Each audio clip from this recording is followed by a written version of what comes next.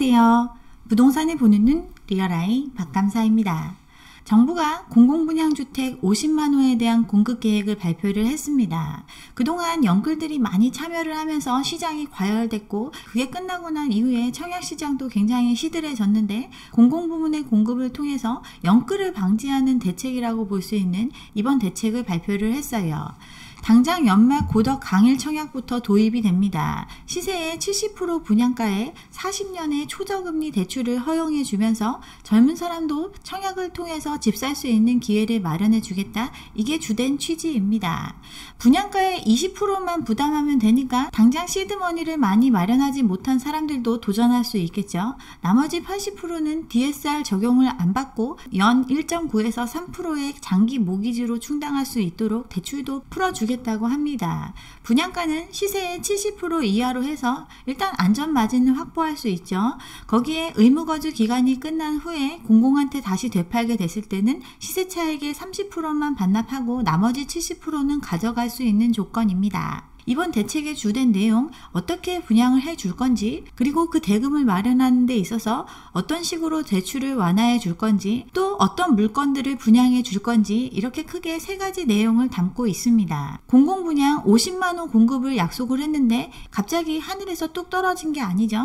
부동산 과열기에 공급 대책으로 마련했던 물량 중에서 공공분양 물량을 이렇게 잡은 겁니다. 국공유지 활용 방안, 또 3기 신도시 등 택지 개발, 또 도심 복합사업, 정비사업, 도시재생사업으로 공급이 계속되게 하겠다. 지난 정부에서 추진해왔던 물량들 이어서 이 물량을 활용하고 있습니다. 50만 호 중에서 청년층에 34만 호, 그리고 중장년층에 16만 호가 배정되도록 계획을 했어요. 방식은 크게 세 가지가 있죠. 차익을 쉐어하는 형태인 나눔형, 그리고 좀 살아보고 분양 여부를 결정하는 선택형, 아니면 아예 처음부터 분양받는 일반형, 이렇게 세 가지 모델을 제시를 했습니다. 또 여기에 저리의 모기지 조건을 제안을 했습니다. 기존의 모기지와 차이가 있죠. 일단 만기가 길어졌어요. 만기는 40년 만기고 금리는 현재 디딤돌 대출 금리보다 2% 정도 싸게 제한을 했습니다. 그리고 DSR 3단계가 적용되는 요즘 시점에 이렇게 공공분양으로 공급되는 물량에 대해서는 DSR도 적용하지 않죠. 공급 물량 어디에 있나 보니까 사람들이 관심을 가질 만한 지역에 많이 있습니다. 고덕 강일 3단지, 이게 첫 타자로 시작이 되는데 500호를 이렇게 공급을 합니다. 또 내년에는 마곡, 또 성동 구치소, 동작 수방사, 이런 물량들 상반기에 나오고 하반기에는 위례, 또 서울 대방의 공공주택지구, 이런 것들까지 포함해서 내년까지 10,000호 정도의 공급이 예정되어 있습니다. 그동안 부동산 시장을 뜨겁게 달궈왔던 소재 바로 공급 부족이었죠.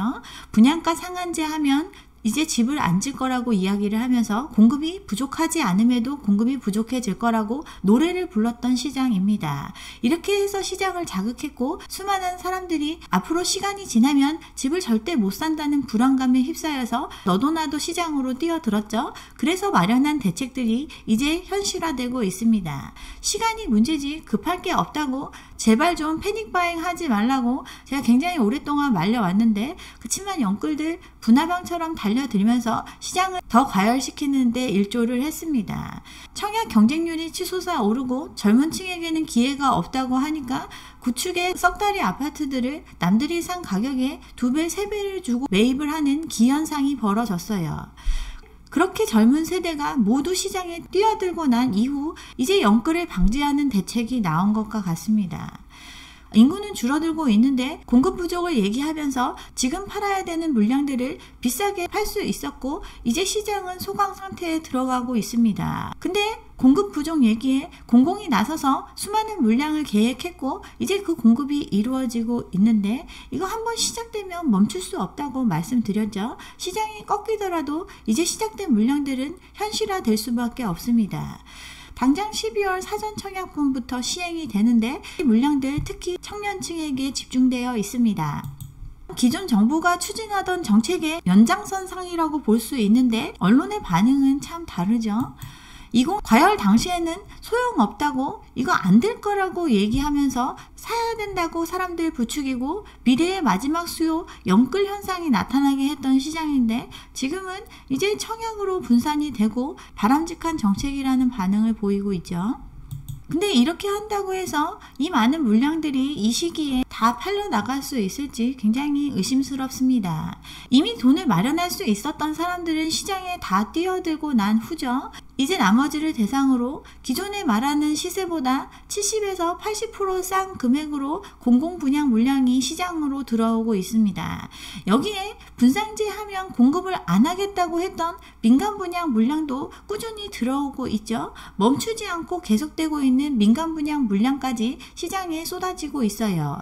시장은 꽁꽁 얼어붙은 상황인데 공급은 계속되고 있습니다. 당장 이번 주에 10,000가구 가까이가 분양이 되죠. 경기, 광주, 부산, 전국의 20개 단지에서 일반 분양 물량이 8,000가구가 넘게 예정되어 있어요. 경기 광주역 인근에 1,690가구 이거 이번에 분양하고 중화역 인근에 SK뷰 롯데캐슬 1,055가구 중에서 절반 가까이를 일반 분양합니다. 또 장이동의 GS에서 1,330가구가 분양 예정이죠. 이 물량 같은 경우 장위 뉴타운 4구역을 재개발해서 나오는 물량인데 서울 시내의 수많은 재개발, 재건축, 정비 재생 사업들이 추진 중이고 이들은 일반 분양을 통해서 돈을 마련하고 부담금은 적게 하면서 한 집 주고 새 집 지으려는 동일한 목적을 가지고 사업들을 추진해 오고 있습니다. 이런 물량들 각지에서 진행 중이고 그들의 사업 결국 시장의 공급으로 이어지고 있습니다. 제가 부동산 PF 둔촌주공 이야기하면서 말씀드렸죠. 그들이 돈을 마련할 수 있는 길 분양밖에 없습니다. 자기 자본을 다 투입해서 하는 게 아니라 갖고 있던 집 내놓고 빌려서 하는 사업이기 때문에 결국 팔아서 돈을 벌어들여야 그 사업을 마무리할 수 있습니다. 이런 구조이기 때문에 공급이 없을래야 없을 수가 없는데 공급 부족 노래를 너무나 오랜 기간 해왔고 사람들은 이에 세뇌되어 있었죠. 철산 8구 단지 여기도 이제 분양을 앞두고 있는데 조금만 넘어가면 바로 서울이죠. 서울 인근에 위치 좋은 곳에서도 수많은 정비 사업들이 진행 중이고 그들도 일반 분양을 통해서 사업비를 마련해야 되는 거 똑같은 처지에 있고 그만큼 일반 분양 물량은 시장에 나올 수밖에 없습니다. 근데 광명에서 평당 3,000만 원은 받고 싶어 하죠. 인근의 안양시에서도 3,000만 원 했는데 우리 단지도 3,000만 원은 넘어야 된다고 조합원들은 비싸게 팔 수 있을 거라 기대감을 가지고 사업을 진행하고 있는데 시장이 냉각된 지금 과연 가능할지 정말 미지수입니다. 요즘같이 얼어붙은 시장에서 빚으로 버텨왔던 이 사업 미분양 리스크를 안고 사업하기가 굉장히 어렵죠. 금리는 올라가고 비용은 늘어나는 구조이기 때문에 결국 분양가도 일정 수준에서 결정될 수밖에 없습니다. 강남의 똘똘한 한 채 굉장히 희소하기 때문에 계속해서 오를 수밖에 없다 이야기하면서 시장을 자극해 왔는데 똘똘한 한 채로 불려질 수 있는 수많은 지역들에서 새로운 공급은 계속되고 있습니다. 내년 강남에서 2,800가구가 예정되어 있어요. 방배 6구역 1,100가구 중에서 500가구 가까이가 일반 분양이 되고 방배 5구역 3,080가구 중에서 1,700가구 가까이가 일반 분양 물량으로 나옵니다. 공사비 수천억에 이르는데 이들 공사비 일반 분양을 통해서 돈을 마련해서 지급을 할 예정이기 때문에 이런 물량들 시장에 계속되고 있습니다. 24평 기준으로 11에서 12억, 33평 기준으로 15에서 16억 정도 받고 싶어 하는데 방배 6구역 500가구 정도 되니까 한 6천억 정도의 가계의 유동성이 여기로 쏟아져 들어가야 되는데 유동성이 바짝 마른 이 시장에서 다 소화될 수 있을지 의심스럽긴 하지만 어쨌든 그들은 자기네 단지는 꼭 성공할 수 있을 거란 기대감을 가지고 사업을 추진하고 또 공급을 예정하고 있습니다. 그들이 장밋빛 미래를 꿈꾸는 이유 대출 규제가 풀렸기 때문이죠. 당장 내년 초에 일반 분양해야 되는 둔촌주공 같은 경우 지금 대출 규제 풀렸다는 희소식에 굉장히 고무적입니다. 분양가 12억 아파트까지 대출이 가능해졌으니까 경쟁력 있는 지역의 단지니까 비싸게 팔아도 완판될 수 있을 거라고 기대하고 있고 이들이 공급하려는 물량 5,000세대 가까이 됩니다. 둔촌주공 상세 분양 물량 보면 59제곱미터짜리가 1,500세대, 84제곱미터짜리가 1,237세대, 약 4,800세대 가까이 분양 예정이고 분양 대금만 평당 3,700 하면 4조 2천억이 넘어가죠. 일반 분양을 통해서 충당해야 되는 자금이 4조 원이 넘어가고 이를 잘 팔아야 사업에 들어간 비용을 어느 정도 메꿀 수 있습니다. 요즘처럼 시장에 돈이 바짝 마른 상황에서 이 물량 비싸게 쏟아내고 성공적으로 팔아칠 수 있을지 굉장히 궁금한 상황입니다. 지금 정부의 공공분양 대책이 나온 거 시세의 70% 수준으로 공급하겠다고, 그것도 50만 호를 공급하겠다고 대책을 마련을 했죠. 시세보다 싼 공공분양 물량이 앞으로 50만 호 가까이 쏟아질 예정인데, 지금 떨어지는 시세에도 불구하고 훨씬 비싸게 받을 수 있다고 더 비싼 분양가를 제시하면서 팔아치울 물량이 속속들이 시장으로 들어오고 있습니다. 잠실에도 또 똘똘한 한 채 물량 있죠. 미성의 250세대, 진주의 820세대, 분양가 상한제 이런 거 안 걸리게 그냥 다 후분양하겠다고 미뤄뒀던 물량, 이것도 내년에 분양될 예정입니다. 사업을 진행하는 단지들 결국 갖고 있는 물량을 시장에 팔아서 돈을 마련해야 되는 동일한 입장에 있고, 그 분양 물량들은 시장에 계속 들어올 수밖에 없습니다. 근데 이것과 맞물려서 20-30% 싸게 공공이 또 분양을 해주겠다고 하는 게 현재의 상황이죠. 시장의 돈줄은 바짝 마르고 집을 살 수 있는 수요는 굉장히 한정적입니다. 이미 기존에 돈 있는 사람들 집 다 가지고 있고 또 투자용 집도 갖고 있다고 말씀드렸죠. 규제를 풀어준다고 해서 지금같이 자고 일어나면 수억씩 집값이 빠지는 상황에서 당장 들어갈 수도 없는 집을 훨씬 더 비싼 값을 주고 사들일 이유가 없죠. 공급이 안 된다고 했지만 민간에서 분양하는 아파트들, 또 희소하다는 똘똘한 한 채들 시장에 계속 들어오고 있고, 이들은 가격이 안 맞으면 안 판다, 이럴 입장이 아닙니다. 둔촌 주공이 PF 차원에 간신히 성공을 했는데 금리 12%를 빌렸죠. 이들 일반 분양을 통해서 돈을 마련하지 못하면 엄청난 금융비용을 물어가면서 버티기를 해야 되는데 거의 이건 불가능한 상황입니다. 시장의 돈이 바짝 말랐고 일반 분양분을 받아줄 가계의 유동성은 더욱더 말라있는 상황입니다. 요즘 다시 기사 나오는 거 공급이 부족하다는 이야기를 하고 있습니다. 올해 48,000 가구가 풀린다고 했는데 계획한 물량의 15%밖에 시장에 안 풀렸다고, 공급이 줄어들고 시장을 불안하게 하고 있다고 사람들의 불안감을 키우려고 합니다. 근데 지금 공급된 물량 2021년과 유사한 수준만큼 서울에도 공급이 이루어졌습니다. 이렇게 새로 지어지는 물량이 아니더라도 이미 지어져 있는 집들도 팔리지 않는 시장이죠. 민간 분양 안 한다 했지만 안 하면 사업 자체가 빠그러질 정도로 돈 없이 하고 있는 사업들입니다. 일반 분양에서 돈을 벌어들이지 못하면 자기가 갖고 있는 집마저 날릴 상황이죠. 이런 상황인데 공급이 부족하다, 또 대출 규제를 풀어준다, 분양받을 수 있는 충분한 기회가 생겼다 하면서 돈줄이 막힌, 아니 사실 돈이 없는 사람들한테 사라고 펌프질하고 있어요. 그치만 시세는 계속 떨어지고 있습니다. 비싸게 분양하려고 하는 물량을 받아줄 필요가 없죠. 주위에 똘똘하고 이미 지어진 집들, 이 집들의 시세도 떨어지고 있는데 굳이 비싸게 살 이유가 없습니다.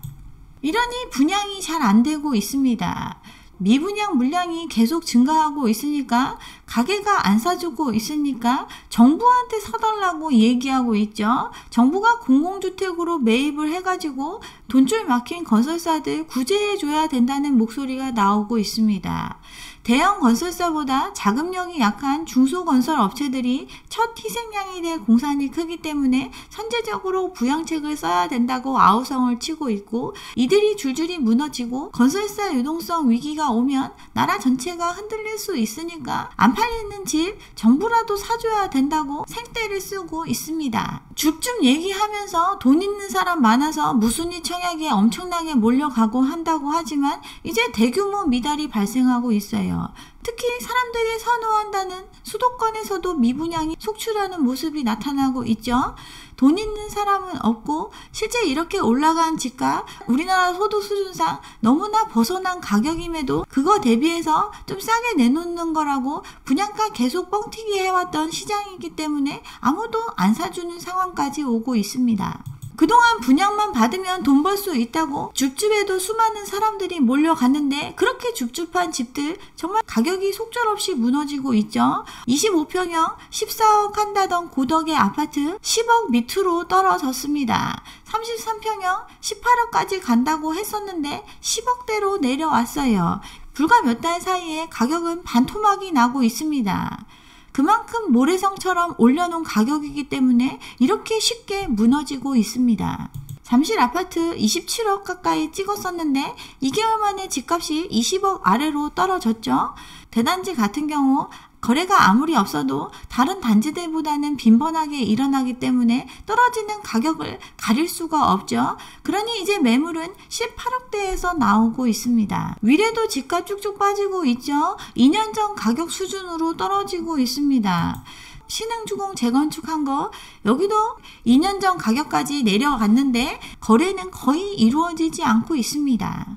서울의 똘똘한 한 채, 또 수도권의 유망한 지역들 아무리 시장이 안 좋아도 집값 방어할 수 있을 거라고 했지만 몇 개월 사이에 2년 전 가격으로 조정을 보이고 있는 시장입니다. 집값이 떨어진다는 얘기가 계속 나오고 있고 미분양은 쌓이고 있는 게 현실입니다. 우량하다는 지역의 물건들도 경매로 속속들이 나오고 있고 계속 유찰되고 있는 현실입니다.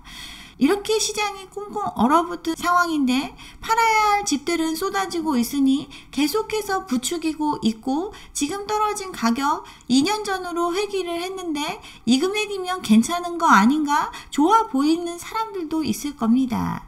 근데 2년 전 가격을 지지할 만큼 우리에게 돈이 있는 게 아닙니다. 그 이전부터 가격은 훨씬 더 부풀려져 왔고 그에 따라 분양가도 뻥튀기 된 시장입니다. 이걸 받쳐줄 수 있는 돈이 없기 때문에 조금 더 시간이 지나면 거품은 더 제거되게 됩니다. 이런 시장에 그동안 공급 부족 노래 때문에 계획했던 수많은 물량들이 들어오고 있습니다. 그것도 시세보다 70에서 80% 싸다는 공공분양 물량이 계속되고 있어요. 민간 아파트 같은 경우는 더더욱 매수자가 사라질 수밖에 없습니다. 좀 더 지켜볼 만하죠. 다시 시장이 뜨거워지려면 누군가가 비싼 값에 집을 사줘야 가능한 일이라고 제가 많은 영상을 통해서 말씀을 드렸죠. 지금 초등학교 다니는 애들이 돈 모아가지고 지금 영끌한 사람들의 집을 받아주고 또 새로 사줘야 시장은 다시 돌아갈 수 있습니다. 급할 거 하나도 없어요. 조금 더 여유를 가지고 시장을 지켜볼 필요가 있어요. 네, 여기까지 오늘 준비한 내용이고요. 오늘 제 영상이 좋았다면 좋아요와 구독 잊지 마시고 다음 영상도 함께 해주시기 바랍니다. 감사합니다.